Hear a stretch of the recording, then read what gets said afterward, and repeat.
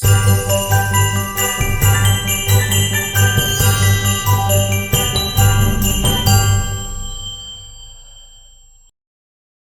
name's Travis Valle. I've been married for 2 years, and this past summer, I just had my first baby. I haven't told my wife about that yet. I did have a baby with my wife, and we went clothes shopping recently. If you don't know, baby clothes are sized like 0 to 3 months, 3 to 6. We found an outfit that said, "My First Christmas." Size 24 months. I don't know if there's a trend of babies converting to Christianity after the first year. That seemed to be the case. Also, why doesn't it just say 2 years? All right, I'm a new parent. I don't need the stress of having to do mental math when trying to find clothes I'm going to clean poop out of. If I find out someone's address, I don't say, "Oh, you live 5,280 feet from me." That's 1 mile for you all who also stressing out mental math. Everyone excited about the holidays? Anyone like Christmas music on the radio? Everyone remember when they were talking about, the controversial lyrics of "Baby, It's Cold Outside"? I think more people should be concerned about 12 Days of Christmas. Because they're gifting people for Christmas.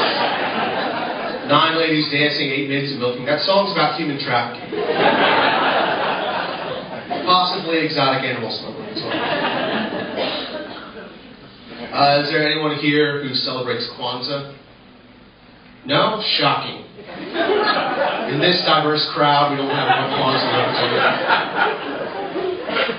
I have a friend who proposed to his girlfriend on the first night of Kwanzaa, which sounds romantic, but they're both white, so none of them actually knew it was Kwanzaa. I remember when I was a kid, I celebrate Christmas, and I came up with a plan to capture Santa Claus. When we put out the milk and cookies, I spiked the milk with sleeping pills to knock him out. If that didn't work, I also put laxatives in the cookies, so he gets stuck on the toilet. Now, when I woke up the next morning, I didn't find Santa Claus, but I did find my dad sleeping on the floor, covered in his own poop. It was the strangest thing, because the milk and cookies weren't even touched.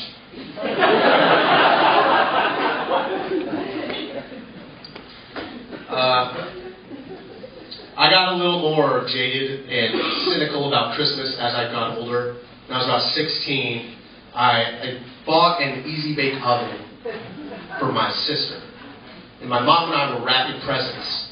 And as we're wrapping them, she put "From Santa" on the gift tag.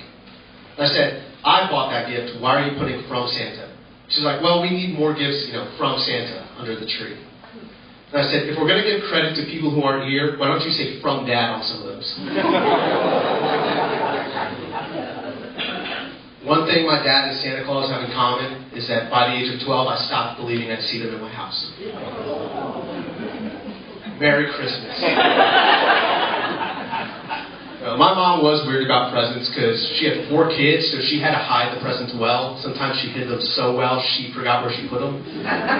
She'd find them years later and try to sneak them into that batch of presents. Like last year, she gave me the Lord of the Rings trilogy. And I said, "Why are you giving me a movie from 20 years ago?" She said, "It's a timeless classic." And I said, "Yeah, but it's on VHS."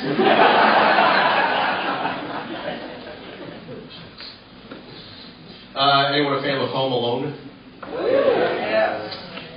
Anyone remember those 4 movie matchups a while back where it was like Freddy versus Jason, Alien versus Predator? I want to see Kevin McAllister versus Jason Voorhees from Friday the 13th. Who do you think would win? Let's say Kevin has 24 hours prep time, but they're on Camp Crystal Lake, so it's home turf. I think it's Kevin, because honestly, that kid's a killer. I have a working fan theory that he grows up to be the serial killer from Saw. I got this last year. My wife and I spent Christmas with our in-laws, and they got me a book called Bad Days in History. And it's a compilation of tragic and unfortunate events that have taken place throughout history. It's got a different event for each calendar day of the year. So for fun, I decided to look up Christmas Eve. You know, in my head, I'm thinking, who died on Christmas Eve? Turns out the event that they had was December 24th, 1865, which was the official formation of the KKK.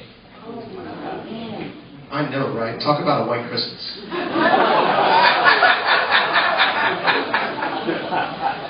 And I remember thinking, like, why? Why do you have to start the KKK on Christmas Eve? You know, why do you have to ruin that day?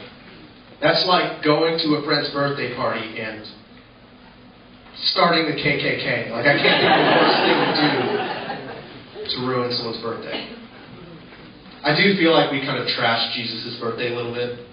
Just because, I mean, how would you feel if at your birthday party, everyone else expected to get a gift? And they sang Christmas songs for some guy named Nick? It's a little taking this attention. That book, by the way, is real. Quick plug. I'm doing 25 Days of Christmas on Instagram, where I take one day from that book and I'm making a joke about it, so follow me on that. I did find this one interesting bit. It didn't happen during December, but did you know that Australia went to war with emus and lost? Emus. Large flightless birds. The Australian military tried to purge the rampant emu population, and they gave up. They gave ammunition to local farmers, and eventually they got it under control. Now, about 30 years later, Australia issued a nationwide gun ban, where they confiscated about 700,000 firearms. But here's the thing. What if the emus come back? I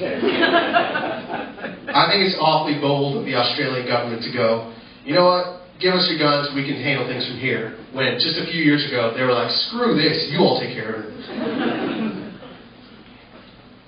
I have this friend who's really pretentious, and he feels the need to critique everything. Like one time, we were drinking wine, and he very loudly and obnoxiously said, "This Merlot's disgusting. It's bitter, flat, and unfit for human consumption." And I said, "Bro, we are in the middle of communion service right now." I am a Christian, try to be a good Christian. In fact, just this week, I helped 4 people accept Jesus Christ as their Lord and Savior. One more and I get a free chicken sandwich from Chick-fil-A. All right, my name's Travis Bye. Thank you all.